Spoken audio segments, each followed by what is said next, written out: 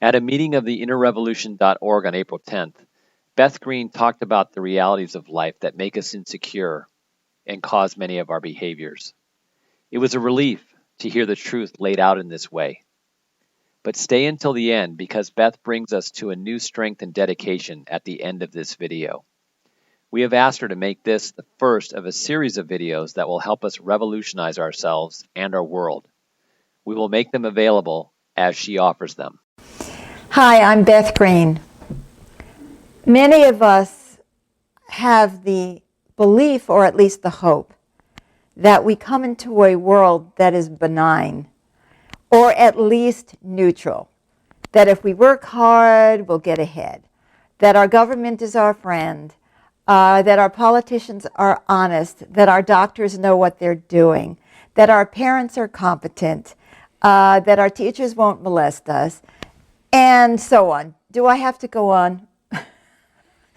How many of us have realized that most, if not all of this, is the tooth fairy, is an illusion? And how do we feel about that when we really begin to discover, okay, that our parents may be trying to do the best that they can, but they're so busy being caught up in their own arguments or the mess of their relationship that they aren't even paying attention to us, even though we're acting out like crazy to try to catch their attention. Or we have an alcoholic parent who is beyond neglectful, even abusive. Or that our teachers may be incompetent or thinking about something else or scared of us and are running away or are only worried about their own tenure and don't really care whether or not we get ahead. And I'm not saying all, right? But how many of us have actually come into this realization?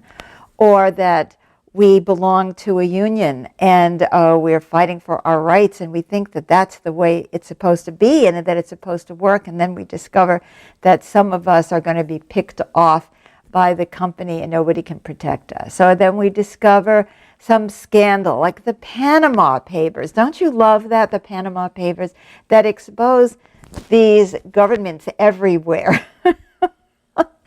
And evidently some Americans are in there more. And I did read, by the way, that the reason that there aren't more Americans is that whoever this guy was who was doing all this dirty dealing didn't like dealing with Americans. Or that we discovered that the former Speaker of the House was a child molester when he was a wrestling coach in high school in Chicago. Or we discover that other politicians that we listen to and we think they're really on our side have a web of cronies that they are in cahoots with. And they make deals with each other in back rooms. And what about when we discover that our spouse is unfaithful? When we discover that our children are using drugs, when we discover that people go to prison for years for minor drug offenses and are never touched, even though they've committed corporate murder by releasing pollutants into the atmosphere, and when we discover that people are going and slaughtering elephants at an astounding rate in order to satisfy some need for ivory with no care, and when we discover that our world has become polluted, and when we discover that our climate has already changed and not for the better, and that people knew about it all the time, but that the fossil fuel industry, in cahoots with many other agencies, kept pretending that we could go on the way we have. And so what happens when we wake up?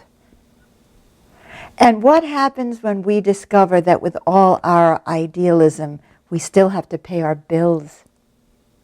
What happens when you reach our age, my husband and I, we have Social Security, but that 3/5 of our Social Security payment go to our medical expenses every month? Because the system doesn't cover supplements, or because there are co-pays, or because there are deductibles, or because you have to pay for Medicare. By the way, does anybody know you have to pay for Medicare, and then you have to pay for supplemental insurance? And then there's always the emergencies. And what happens when you discover that you're in a world where your choices get smaller and smaller as your needs get greater and greater, no matter what you want to be and who you want to be when you have children, which is supposed to be this great fulfilling experience, and now you discover that your bills have gone up astronomically and your energy has gone down by the same amount. This is our world. When women are still being judged by looks, when men are still actually being talked about their sex appeal. I just read something fascinating, that there is a group of prisoners in a high security, I think it was a high security or maximum security prison in New York State, and Cornell University is teaching some of them neuroscience, and they were comparing the reactions of the students in the school and the students in the prison, and the students in the prison were paying way more attention, and that they really were thirsting for knowledge, whereas the students in the school were busily distracted by their cell phones and were just cramming it up mostly to get a degree so they could go on and get a high-paying job. And now what's the difference between those people? Well, obviously they've had different kinds of experiences and different kinds of opportunities, but what struck me is that those people in prison right now don't worry about paying the rent. And they can actually be human beings who are interested and who are feeding their minds. I was always appalled that people went to school to get a good job rather than to learn, but I understand it. And then I say, my God, I need to cut down on expenses so I don't have to work so much and don't have to utilize so much of my mental and physical energy at my age making a living. And so what should I cut? And of course, everything has a price tag. If you want clean air, you have to move somewhere where the air is clean and your internet bill is $450 a month. You see. And so what happens to all of our good intentions? Now we can look at them and we can say, what is wrong with them? Why are they into cronyism?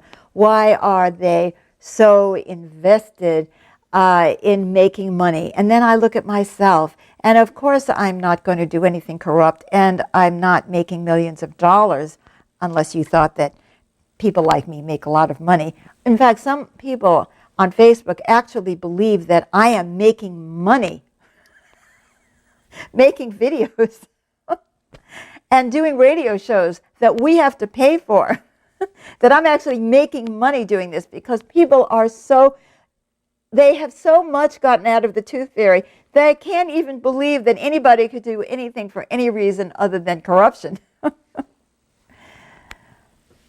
But the fact is that I too am stuck. If I am going to do anything on the internet, I have to have it. So my cabin in the woods, yes, how do I go to my cabin in the woods and still be close enough to a hospital and still have the internet? It all takes money, money, money, money, money, doesn't it? And think about yourself and how often you have been thwarted because you had a fear that you were going to lose money, or because you wanted to make more money and it made you do things that ultimately you didn't want to do. So there's something, I was talking earlier about when we discovered that there are people, that there's a lot of sexual abuse in our world. And there's physical abuse, and all of that is happening, and this is not the best of all possible worlds. But beyond that, and that is a very serious issue, which I would like to speak to at another time, there is the issue of money, money, money, money, money. Now, we can say that this is the fault of capitalism, and I want to say that capitalism has a lot to do with it today. But look back on the pharaohs in Egypt. They didn't have capitalism. That didn't stop them from exploiting people. Or the feudal era, when the lords and ladies lived on the sweat of the peasants who had to work for them because they didn't have their own land. Or in the so-called communist countries, which I call state capitalist countries, and not just I say this, others do as well, where you really want to get into the political apparatus so you can be the one directing the other people who are in the factories where the conditions are unhealthy.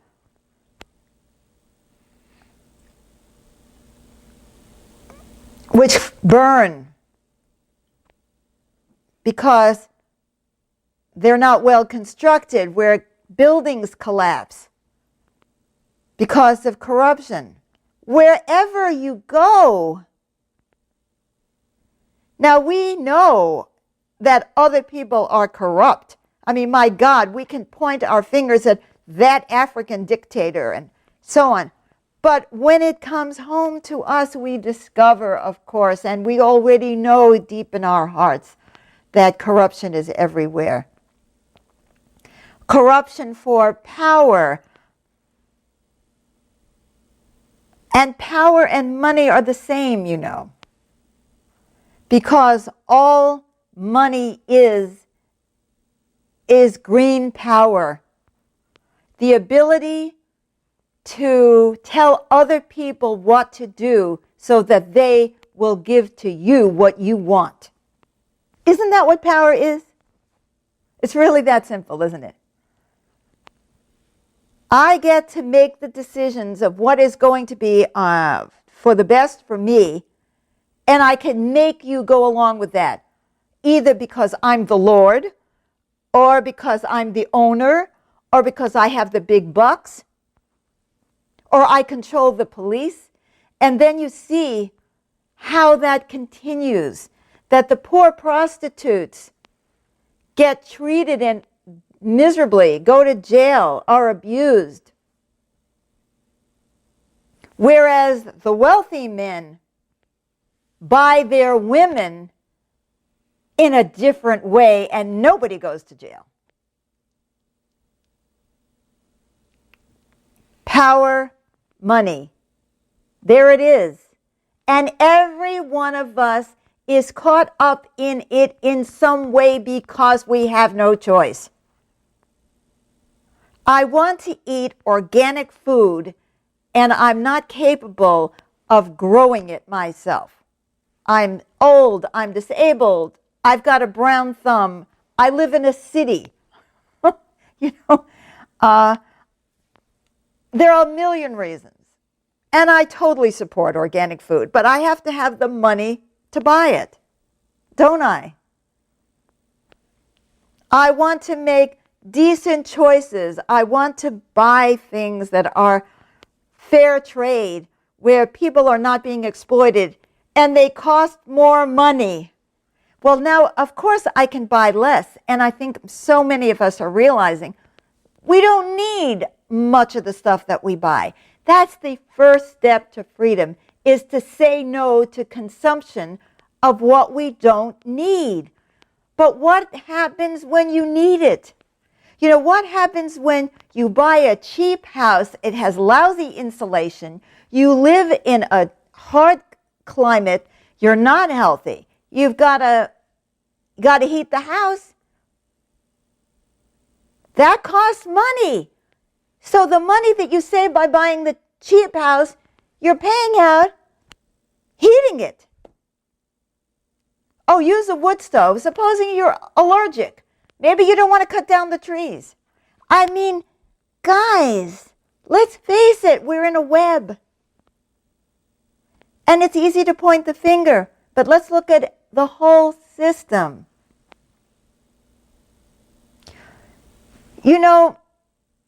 The lack of a social net is very serious. When you fall in a society like ours, and I'm talking as an American, North American, USA, there isn't much of a social network to catch you. If you haven't put away money, let's say you're a person like me, I never thought about putting away money. I always did what I believed in doing, and that did not make a lot of money. And now I'm old. I still have to find a way to make money, don't I? Or if you lose your job and you run out of unemployment insurance, and the government has decided now that people only need food stamps under certain circumstances because the unemployment rate has theoretically gone way down. But supposing regardless of what their theory is, you don't have any food. Yes, there was a lot of bad stuff about welfare, but there ain't anything good about extreme poverty and hunger, is there?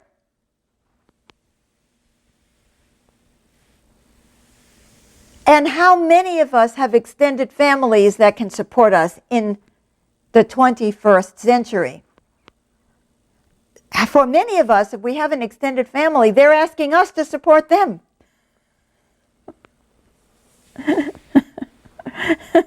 People of our age, unfortunately, I have a mother who's 101 years old, and we are still having to support her. Not entirely ourselves, but in combination. There's the extended family. We don't have any children who are going to support us. And you're in the same situation. Everybody is scrambling. Everybody's got relations who have more problems than they do.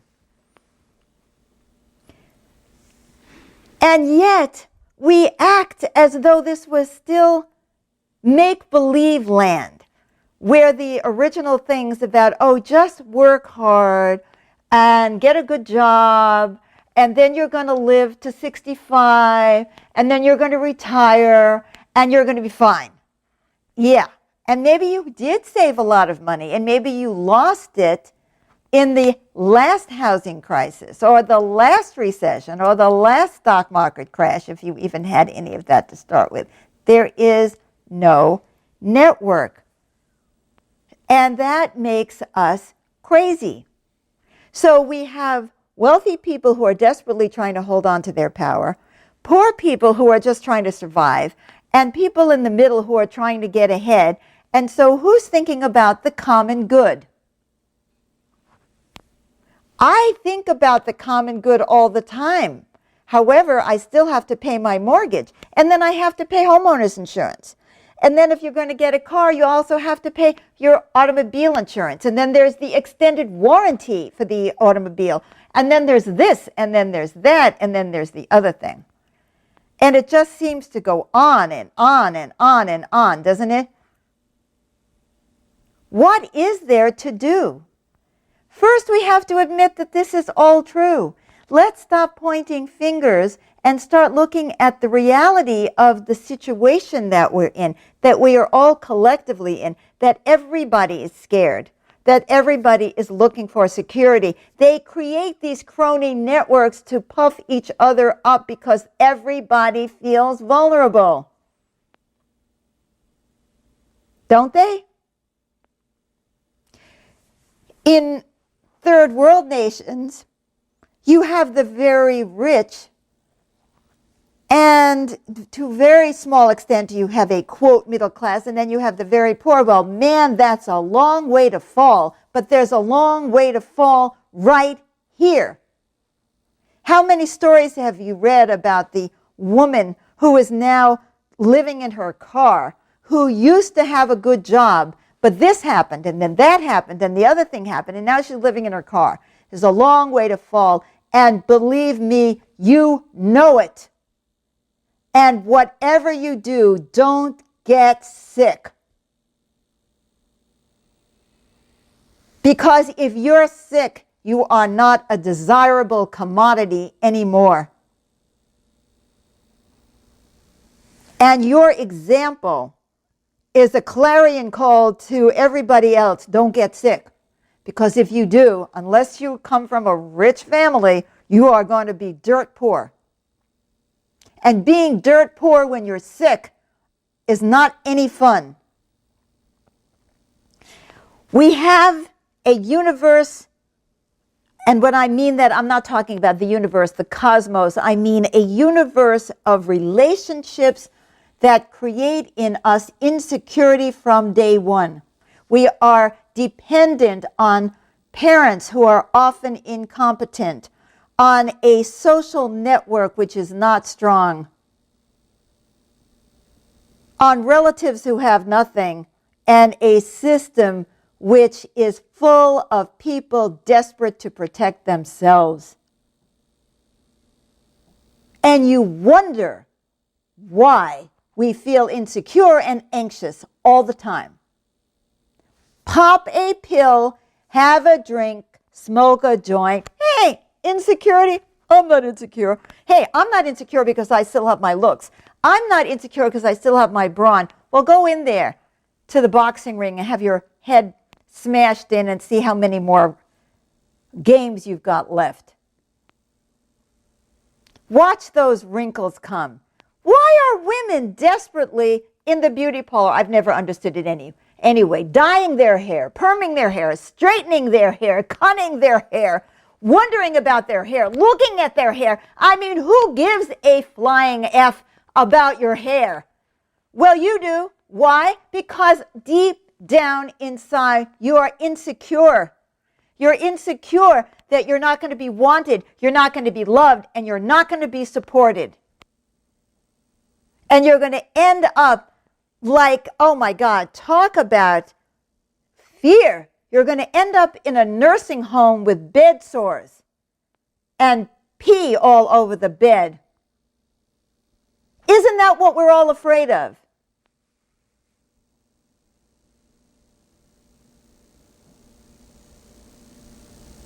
I'm not going to solve this problem today, but I am going to call us to awareness. There are so many levels of insecurity. Make yourself sexy so some up-and-coming guy digs you so that you have a secure future for you and whatever children you're going to have. And at the same time, try not to get raped when you're going down the street looking so damned attractive.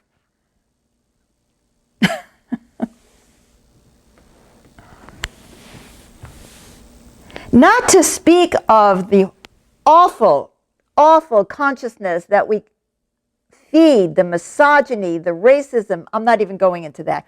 So what am I saying other than, okay, let's face this. Let's look at one another with compassion and get it. We're all in the same boat. Everybody is scrambling to stay secure, to have enough to take care of themselves, to have enough power to stay on top if they're on top. Everybody's in this boat. Why don't we rethink our social relationships? When are we going to get it? We have to start thinking of the highest good of all. We have to start thinking collectively. We have to create and co-create a world where we don't have to scramble, where we don't have to cheat, where we don't have to lie. I mean, I used to absolutely hate people who cheated on tests or tried to get at the front of the line. Yeah, well, I didn't have to cheat on tests because I was smart enough to get the A's anyway. But what about the poor schlub next to me who couldn't do it? And they knew their whole future was at stake, or their egos were at stake because somebody was going to look down on them because they did. That's why they were cheating. See, we live in a world that colludes to make us at our worst. We have to come together with a new consciousness and a new spirituality, a spirituality that gets that we will never be secure in an insecure world. I don't care how much money you have. I had a very wealthy client who hid bullion cubes under his bed. You can never be too secure. The bank could go out of business, as we know. We've already seen companies just pick up and leave and all those jobs. And then what about the pensions leaving? We have to rethink the way we think. We have to wake up to reality, that this is everyone's reality. We need a new economy. We need a new society. We need a new spirituality, a deep spirituality that is non-discriminatory but is inclusive. We need oneness. And that is not pie in the sky. I have given you all, I shouldn't say all the reasons. I've given you a few of the reasons why oneness is not pie in the sky. This is what we desperately need. Are we going to solve our drug and alcohol and power problems if we don't shift the way we feel in the world? No. No. We never will. Because without oneness, there is no security. And without security, most of us just can't hold it together. I'm sure that whoever is slaughtering those elephants is doing it for money and has their own reasons. It's not enough to wag our fingers. Let's try to change ourselves and our society so that the best in us can be revealed. Thank you. Beth, you've painted a stark yet realistic picture of how things are. Do you believe we can change? We inherited a world and we inherited a mindset, and neither of them is immutable. If we could co-create this world, we can discreate this world. Yeah, it's not immutable. It's not immutable. That's why we get so discouraged, because it seems like it's fixed in stone, but it is not. Today we have, for example, we still have Social Security and unemployment insurance. And 100 years ago, we didn't. What is immutable about this world? Right. What is immutable? Women didn't have the right to vote, and now we do. Mm-hmm. Blacks were 3/5 of a person, and now they're not. Mm-hmm. You know, there was a time when we were allowed to own slaves, and now slavery is illegal, even if it's practiced. It is not immutable. It is our collective consciousness that makes it immutable. No. When we break out of that consciousness, we do the most subversive thing we possibly can. Mm-hmm. Is we question that there's any value to this system the way we have co-created it and designed it. We have to rise up against our own discouragement and conformity. I remember the 60s. One good thing about that decade is people all over started to do things that were unthinkable.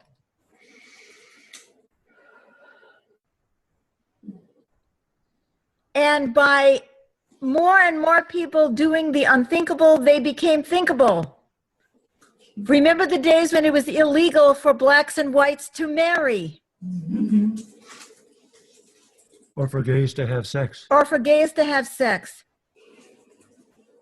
No, the world as it is not immutable. Only our acquiescence makes it so.